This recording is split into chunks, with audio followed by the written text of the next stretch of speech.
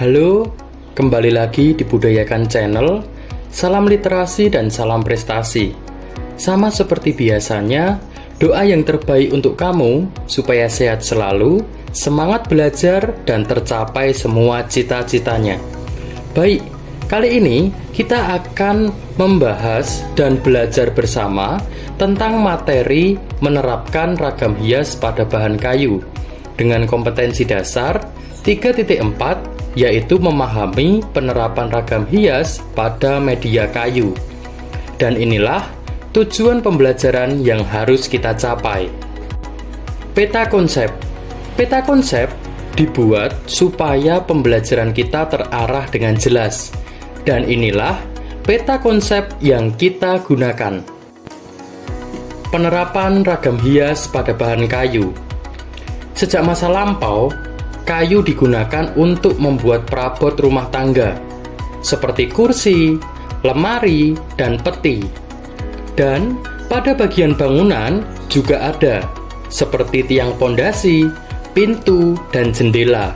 Banyak perabot kayu atau bagian bangunan tersebut diberi sentuhan ragam hias. Motif ragam hias yang digunakan berupa motif tumbuhan, binatang, figuratif, dan geometris, atau ada juga gabungan dari motif-motif tersebut. Ada yang menggabungkan antara motif tumbuhan dan motif binatang.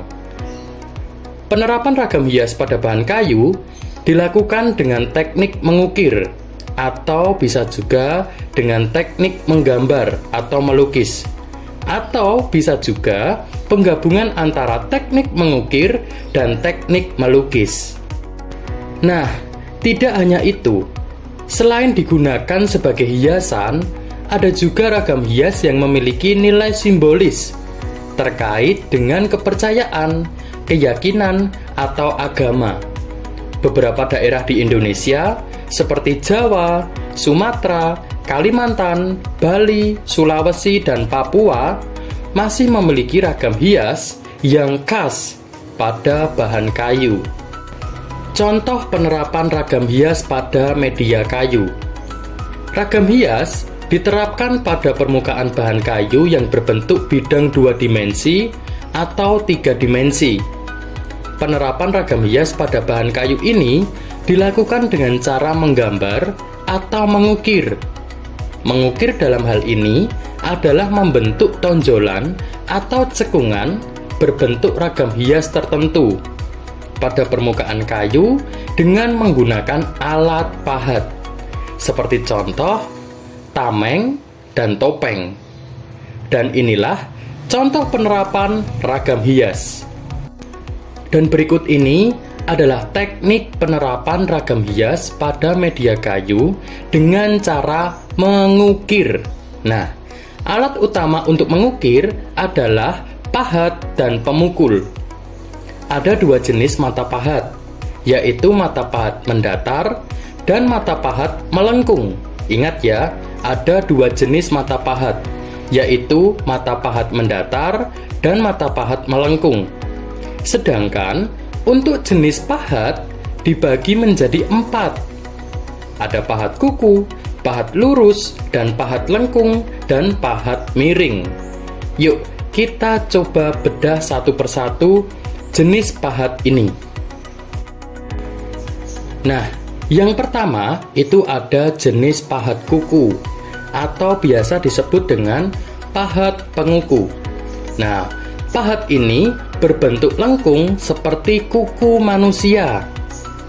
Fungsi dari pahat ini digunakan untuk mengerjakan bagian yang melengkung, melingkar, membentuk cembung, cekung, ikal, dan pecahan garis maupun pecahan cawen.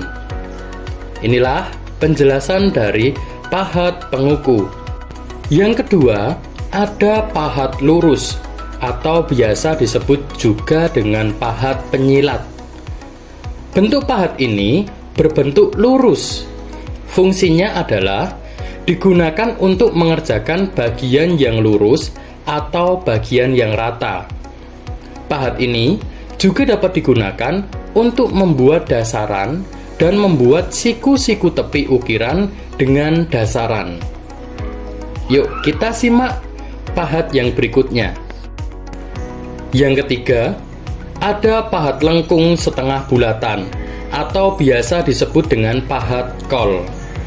Nah, pahat ini berbentuk melengkung belahan setengah bulatan. Jadi melengkungnya itu setengah bulatan. Fungsinya adalah untuk mengerjakan bagian-bagian cekung yang tidak dapat dikerjakan dengan pahat kuku. Makanya bentuknya hampir mirip dengan pahat kuku, tetapi lebih melengkung pahat kol. Yang terakhir yaitu ada pahat miring atau biasa disebut juga dengan pahat pengot. Pahat ini memiliki bentuk miring meruncing dan tajam sebelah.